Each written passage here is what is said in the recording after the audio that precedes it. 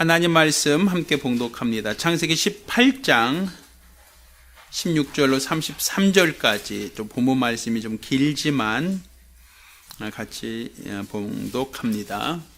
하나님 말씀 창세기 18장 16절로 33절까지 말씀을 교독합니다. 그 사람들이 거기서 일어나서 소돔으로 향하고 아브라함은 그들을 전송하러 함께 나가니라. 여호와께서 가라사대 나여하려는 것을 아브라함에게 숨기겠느냐. 아브라함은 강대한 나라가 되고 천하 만민은 그를 인하여 복을 받게 될 것이 아니냐.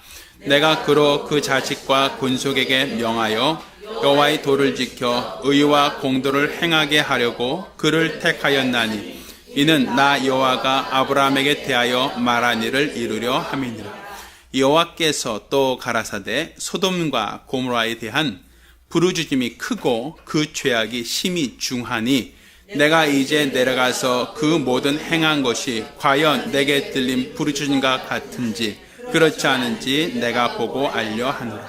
그 사람들이 거기서 떠나 소돔으로 향하여 가고 아브라함은 여호와 앞에 그대로 섰더니 가라사대가 가로되 주께서 의인을 악인과 함께 멸하라 하시나이까.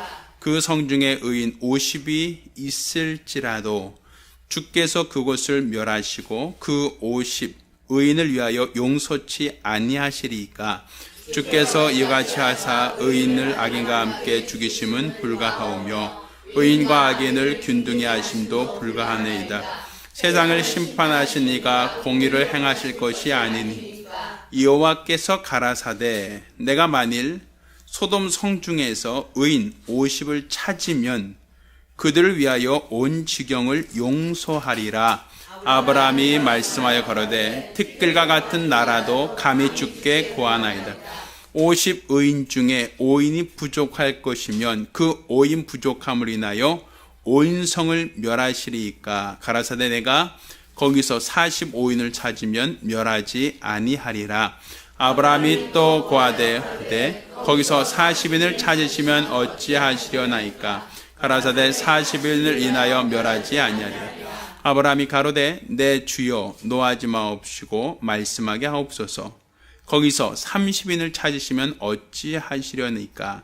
가라사대 내가 거기서 30인을 찾으면 멸하지 아니하리라. 아브라함이 또 가로되 내가 감히 내 주께 구하나이다. 거기서 20인을 찾으시면 어찌하시려나이까. 가라사대 내가 20인을 인하여 멸하지 아니하리라. 아브라함이 또 가로되 주는 노하지 마옵소서. 내가 이번만 더 말씀하리이다. 거기서 10인을 찾으시면 어찌하시려나이까. 가라사대 내가 10인을 인하여서도 멸하지 아니하리라. 여호와께서 아브라함의 말씀을 마치시고 즉시 가시니 아브라함도 자기 것으로 돌아갔더라. 아멘. 하나님은 공의로우신 하나님이십니다. 우리가 하나님이 공의로우시다라고 하는 것은 그분은 항상 공정하시다는 겁니다.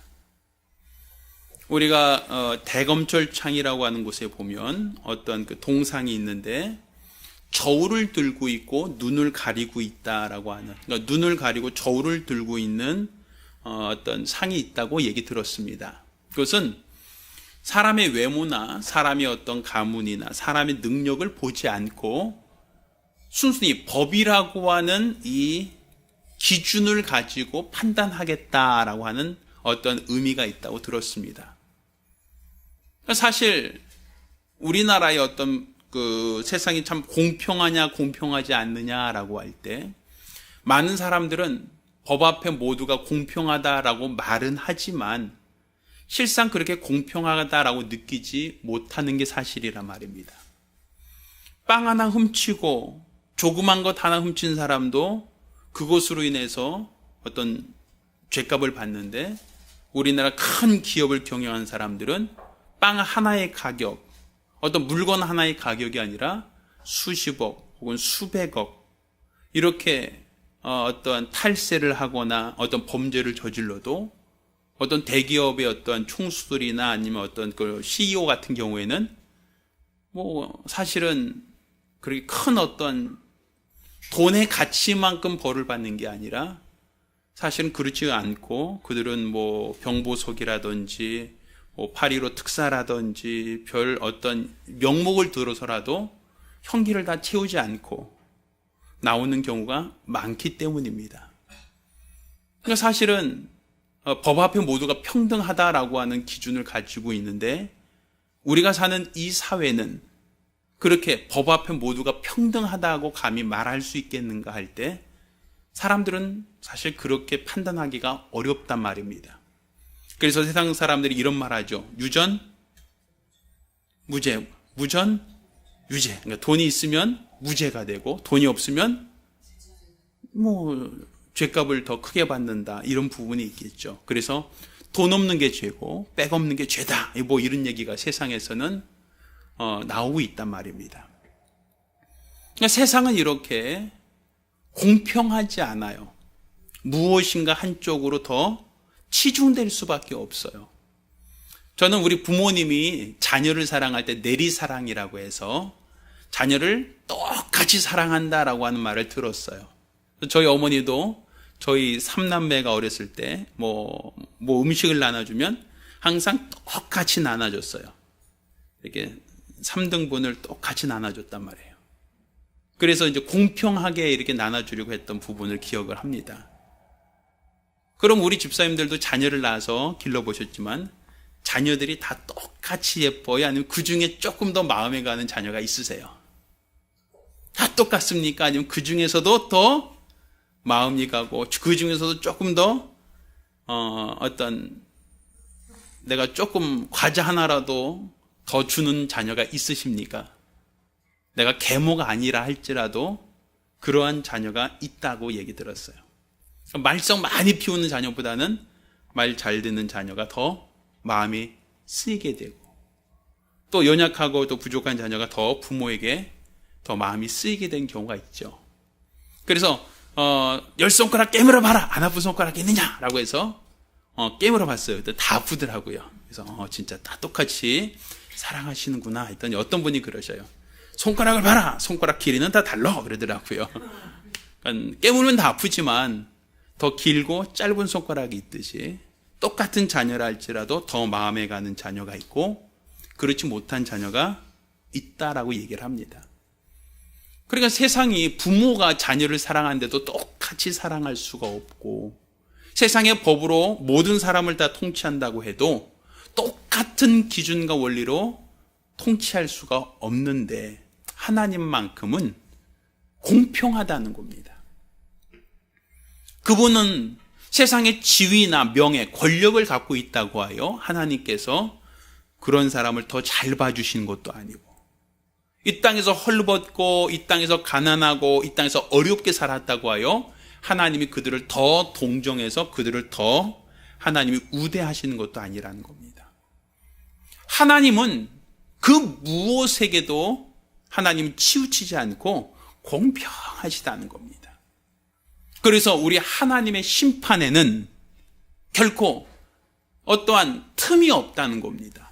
하나님의 그 심판에는 어떤 문제를 제기할 수 없다는 겁니다.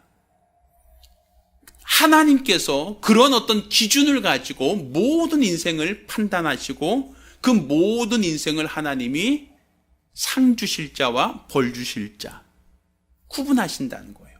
그거는 하나님이 정한 기준에 부합해서 그 기준에 부합한 사람에게는 복을 주시고 그 기준에 미달된 사람에게는 하나님의 책망과 형벌이 있다라는 것이죠. 그러니까 우리가 이 땅에서는 재능도 차이가 있고 재력도 차이가 있고 능력도 차이가 있지만 하나님 앞에서는 어떠한 그런 기준의 차이가 아니라 하나님이 각각의 인생을 살피고 감찰하실 때 그 기준은 모든 사람을 똑같은 기준에서 보신다는 겁니다. 그래서 그 똑같은 기준하에서 단 한 사람도 예외된 없이 누구나 그 동일한 기준하에서 판단하시고 그에게 잘한 사람에게는 하나님이 칭찬을 하시고 그렇지 못한 사람에게는 책망과 저주가 있다는 사실입니다.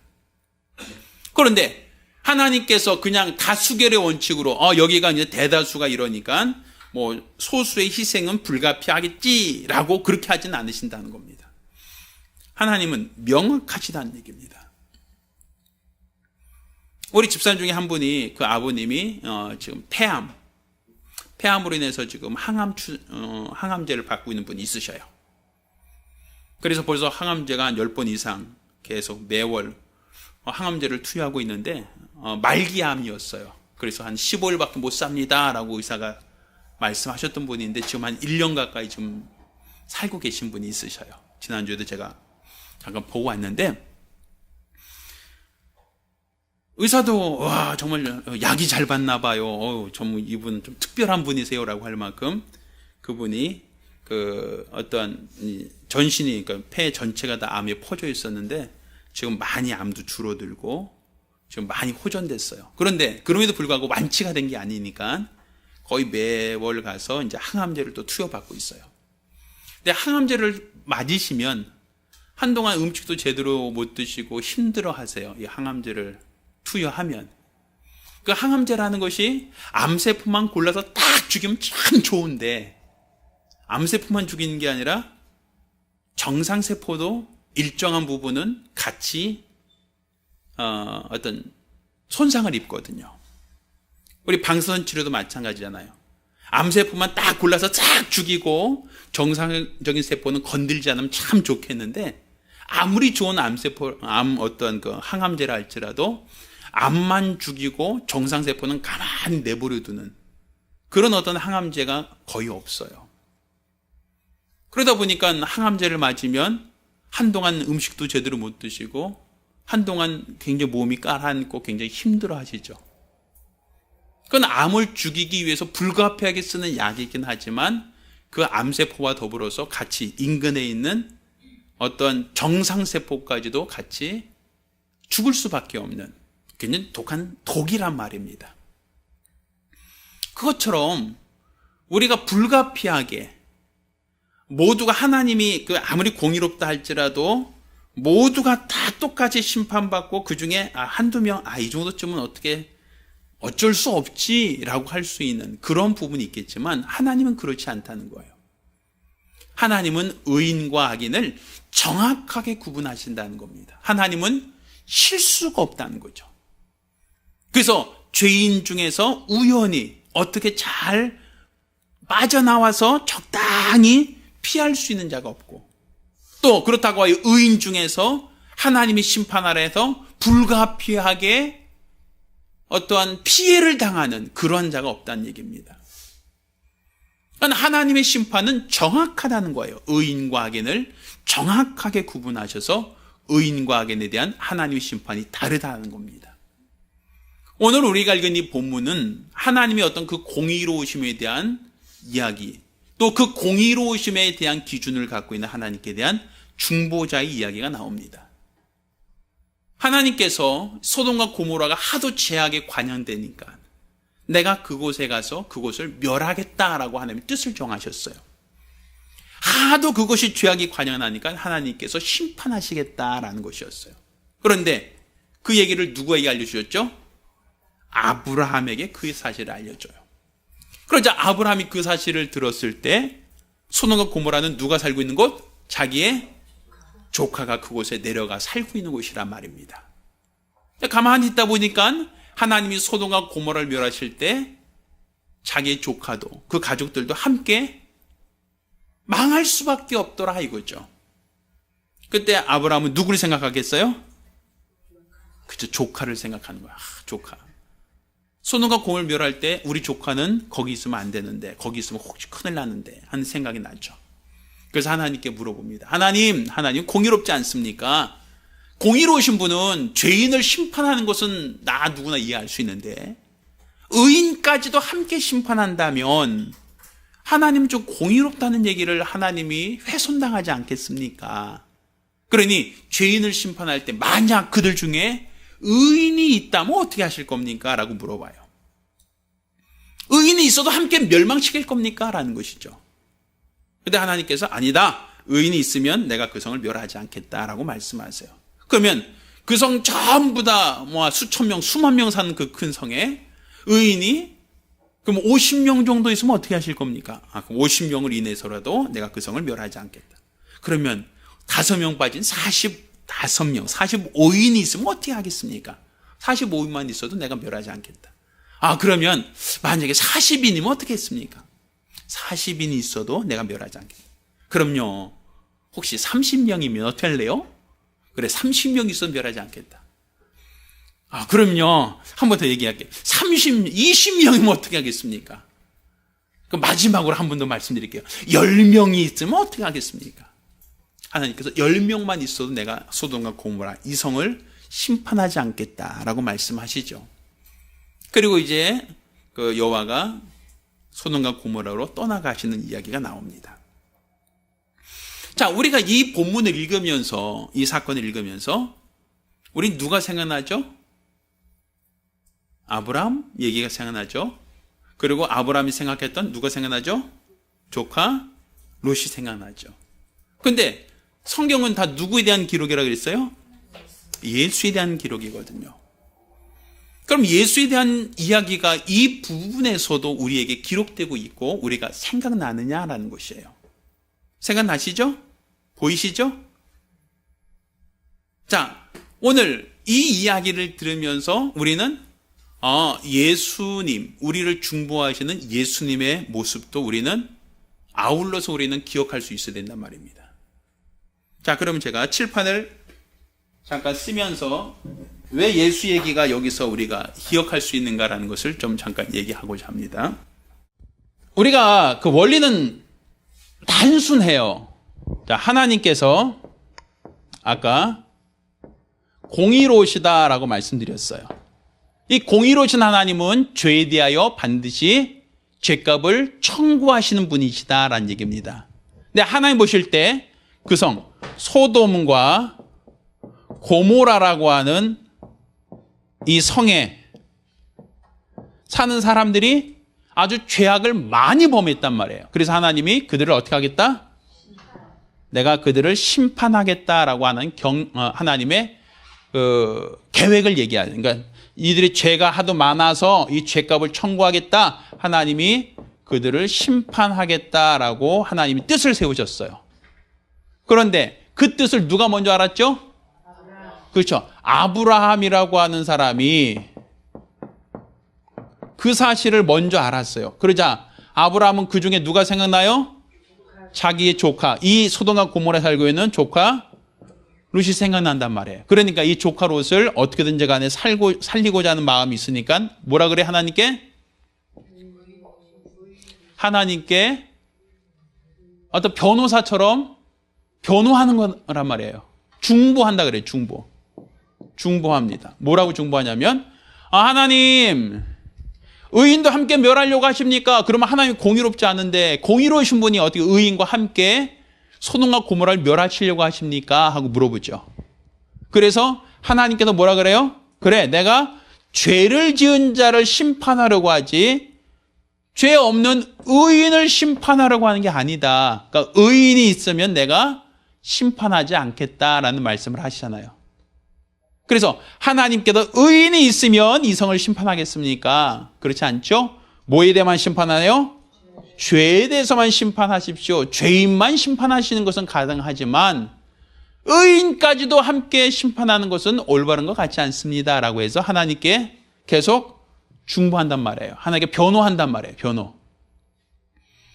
자, 그런데 이것이 그냥 아브라함이 하나님께 소돔과 고모라를 멸하시려고 하는 그분의 뜻을 알고 그 가운데 있는 의인을 어찌하든지 간에 살리려고 하는 어떤 그런 마음이 누구의 마음이냐면 바로 예수 그리스도, 예수의 마음이란 말이에요.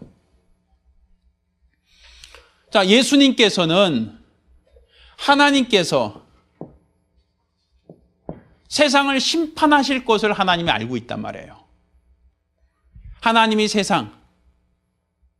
이 세상이 바로 하늘에서 타락한 천사를 가둬 놓은 것이고 또 하늘에 타락한 천사를 가둬 놓은 이 음부를 하나님이 불못에 던지우겠다. 내가 그것을 영원한 심판을 하겠다는 것이 바로 하나님의 뜻이란 말이에요. 그러니까 우리가 사는 세상을 영적으로 뭐라고 표현하냐면 음부라고 얘기해요. 그리고 이 세상, 이 음부를 하나님께서 지배하고 있는 자를 우리는 세상 임금 마귀라고 얘기하죠. 그러면 하나님께서는 공의롭기 때문에, 그분이 공의로우시기 때문에 분명 죄 있는 자, 타락한 자, 하나님 보실 때 가정한 자를 하나님이 뭐 하겠다? 심판하겠다는 것은 하나님이 이미 정해 놓으신 뜻이란 말입니다. 그러니까 이 세상이 천국이 되지 않아요. 이 세상은 하나님이 어느 시간이 되면, 어느 한 시점이 되면 반드시 체질이 뜨거운 불에 풀어지듯이 다 풀어지고 하나님이 이곳을 모두가 불못에 던질 것이다. 다 하나님이 심판할 것이라는 것은 하나님이 이미 정해 놓으신 거예요. 자, 그런데 이곳에 지금 누가 살고 있어요? 하나님이 음부 가운데 누굴 만드신 거예요? 아담을 만드셨단 말이에요. 아담을 두신 곳이 바로 이곳이란 말이에요. 그러니까 이 음부가 마귀를 가둬놓은 처소, 마귀를 가둬놓은 감옥이지만 이 감옥에 하나님이 누가 들어있어요? 첫사람 아담이 이 안에서 살고 있단 말입니다. 그리고 아담도 이 세상 살면서 이 마귀에게 속하여 그가 선악과를 따먹으라 유혹할 때 그 역시도 범죄하여 함께 범죄한 자, 죄를 지었단 말이에요. 그래서 하나님의 아들이 세상에 오신 것은 마귀를 멸하라 하심이라. 마귀를 멸하라 할 때 마귀와 함께 그에게 속한 모든 자들은 다 어떻게 되겠죠? 다 멸하실 계획, 다 멸망될 계획이 있단 말이에요. 그런데 하나님이 세상을 이처럼 사랑하사 독생자를 뭐 하셨으니? 주셨으니 이는 그로 말미암아 세상을 멸망치 않고 영생을 얻게 하신다. 원래는 계획이 뭔데?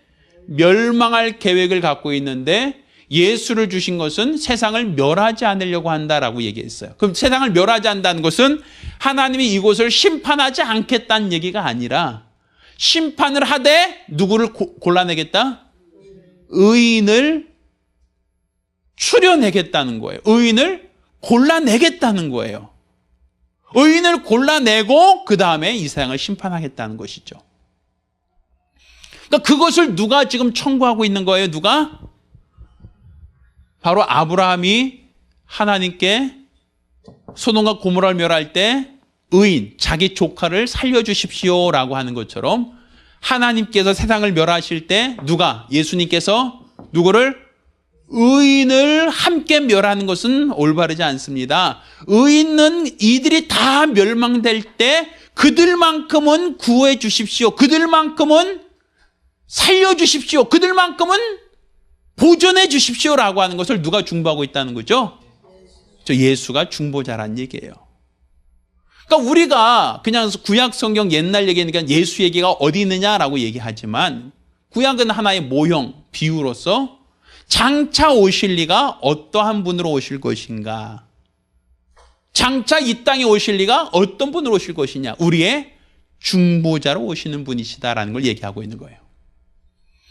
그러니까 예수는 아버지의 뜻을 아는 분이에요. 아버지가 세상을 멸하실 것과 아버지께서 이 세상을 심판하실 것에 대하여 아시는 분이란 말입니다. 그런데 이 세상을 멸하실 때 세상은 다 첫사람 아담에게 속하여 범죄한 모든 사람들은 다 함께 망할 수밖에 없어요. 다 심판의 대상이에요. 그러니 그들 가운데 하나님께서 의인이 있으면 같이 멸하시겠습니까? 의인이 있으면 그들을 함께 멸하는 건 공의가 아니지 않습니까? 그들에게 하나님 의인은 추려주십시오라고 얘기하는 거예요. 그래서 성경은 이제 이것을 추수꾼에 대한 이야기로 얘기하는 겁니다. 우리가 추수할 때 예전에 키질이라고 하는 걸 했어요. 키질. 키질이 뭔지 아시는 분 있으신가요? 예, 이 곡식을 이제 어떤 추수를 하고 나면 바짝 말리죠. 그 다음 도리깨로 막 때리고 나서 이제 그것을 모으죠. 그래서 이제 키위에다 이제 그 키위에다 올려놓고 계속 키질하죠. 자, 그런데 키질하면 어떻게 돼요? 키질하면 쭉쭉 이제 키에서 이제 쭉쭉 던지면 어떻게 되죠? 어떻게 아셔요? 그렇게 자, 그 퀴즈를 하면서 어떻게 하냐면 바람을 후후 불어요, 일부러. 이게 퀴즈라는 사람이 후후 불면서 이제 퀴즈를 해요. 그러면 바람에 날려서 안에 알곡이 없는 것들은 가벼우니까 어떻게 되고? 이 키 밖으로 떨어지고 계속 흔들어대도 쌀이 들어있는 알곡은 어떻게 되죠? 그 안에 남아있죠. 그럼 나중에 그것을 어떻게 하죠? 그걸 모아놨다가 그것을 밥하거나 그러죠. 맞죠? 맞아요. 제가 어릴 때는 저희 집에도 밥을 할 때 꼭 조리질을 했어요. 조리질을 안 하고 밥을 해놓으면 항상 음식 드시다가 한 분이 으드득 하는 소리가 나요. 뭐가 부러진 소리가 나죠. 그게 뭐죠? 돌 씹는 소리가 간혹 났어요. 그래서 쌀을 씻을 때는 항상 쌀을 잘 씻어놓고 조리질을 위에서부터 해요. 그러면 쌀이 먼저 하고 나중에는 돌은 무거우니까 점점 내려가다가 맨 아래 바가지 맨 아래 남아요. 그럼 그건 싹 버리면 돌 안 씹어요. 근데 그거 무시하고 무조건 쌀통에서 밥 해놓고 바로 지워버리면 돌이 잘 이게 그 밥하고 잘 섞이는 것처럼 보이지만 아무리 끓여도 돌은 익지 않아요. 그래서 돌 먹으면 이빨 부러진 소리 났었죠, 예전에. 경험 있으세요? 있죠? 자, 마찬가지예요. 우리가 밥을 해 먹을 때도 쌀과 돌을 같이 해 먹지 않아요. 반드시 돌은 걸러내요. 우리가 키질도 마찬가지예요. 여물지 않은 이삭과 완전히 여문 이삭은 키질해서 구분해내요. 왜? 쭉정이는 먹을 수 없으니까. 그것처럼 하나님이 공의로 심판하실 때 세상을 그냥 똑같이 그냥 심판하시는 게 아니라 의인과 악인을 구분해내신다는 얘기예요. 그래서 하나님 앞에 의롭다 인정을 받은 사람과 하나님 앞에 불의하다라고 하는 것을 판단한 사람을 하나님의 심판이 다르다는 얘기입니다. 근데 그것을 누가 중보하신다는 거예요? 예수가 하신다는 거죠. 하나님의 공의로우심의 기준을 해요. 하나님 공의로서 판단하실 때 의인을 함께 멸하려 하십니까? 그건 하나님이 공의롭지 않습니다. 그러니 저들 중에 예수를 믿는 사람이 있다면, 그러면 그 사람을 의롭다 하신다면 그들은 하나님 심판 때 그들만큼은 예외시켜 주십시오라고 하는 것을 청구하는 사람, 중보자가 있다는 얘기죠. 그러니까 우리의 신앙은 바로 우리를 위한 중보자가 있다는 것이 우리의 신앙이에요. 나에게 변호자가 있다는 거예요. 내 편에서 세상을 심판하고 세상을 멸하실 때 하나님이 나를 구원하실 자, 나를 보호하실 자, 나를 위험에서 건지실 자가 있다는 것이 바로 우리의 소망입니다. 이 소망이 없다면 우리가 교회를 다니고 신앙생활하는 것이 아무 의미가 없는 겁니다. 단지 교회를 열심히 다녔다는 것만으로 우리가 그것이 우리의 신앙생활, 종교생활이 아니라 나를 위한 중보자가 있어서 하나님 세상을 멸하시고 심판하실 때 바로 예수께서 나를 중보하사 의인을 죄인과 함께 멸하는 것을 하나님이 허락하지 아니하시고 그 의인을 다 구분해내실 것이다. 그래서 악인을 멸하실 때 의인을 함께 멸하는 것이 아니라 불가피하게 함께 당할 수밖에 없는 것이 아니라 그들을 하나님이 구별하사 그들을 살려줄 것이다. 생명을 허락하실 것이다. 라는 것이 우리의 믿음이에요. 그러니까 우리가 이렇게 아브라함이 조카 롯을 생각하는 그 마음처럼 예수님께서도 지금도 저 하늘에서 말할 수 없는 탄식으로 우리를 위하여 간구하고 있다라고 얘기합니다. 지금도 우리 주님께서는 아버지께서 예비하신 저 하늘에 이르러서 우리를 위하여 기도하시는 분이고 우리를 위하여 중보하시는 분이시란 말이에요. 그러니 우리가 이 세상 살면서 나를 위하여 구하시는 분이 있다. 나의 편에 서서 나를 하나님의 의로움 속에 우리를 구별하시는 분이 있다는 것을 믿으셔야 됩니다. 이게 바로 우리 믿음이에요. 그래서 우리가 예수를 통하지 않고는 아버지께 갈 자가 없다라고 얘기하는 겁니다. 그분이 나의 중보자이시니 그분이 중보 없이는 하나님으로부터 의롭다 칭할 받을 사람이 없다라는 거예요. 바로 이게 우리의 믿음입니다. 따라서 저와 여러분 모두가 그냥 성경을 보면서 옛날 이야기, 오래된 얘기로만 보지 마시고 오늘날에도 나를 위한 중보자가 있고 오늘날에도 나를 죄악과 함께 멸하는 것을 원치 않으셔서 의인을 그들 중에서 구별해 내려시고자 하시는 하나님의 그 말씀이 있다는 걸 구분하셔서 우리가 항상 예수 안에서 하나님 앞에 구별된 의인 되길 예수 이름으로 축원합니다. 기도하겠습니다. 우리가 기도하실 때에 우리가 세상을 멸하실 때에 하나님이 죄악 가운데 세상을 심판하실 때에 우리가 하나님의 심판의 대상이 아니라 구원의 대상이 될 수 있도록 하나님이 죄악을 다 멸하실 때 우리가 그 가운데 하나님 앞에 의롭다 칭함받을 수 있는 자 될 수 있도록 위해서 같이 기도합니다.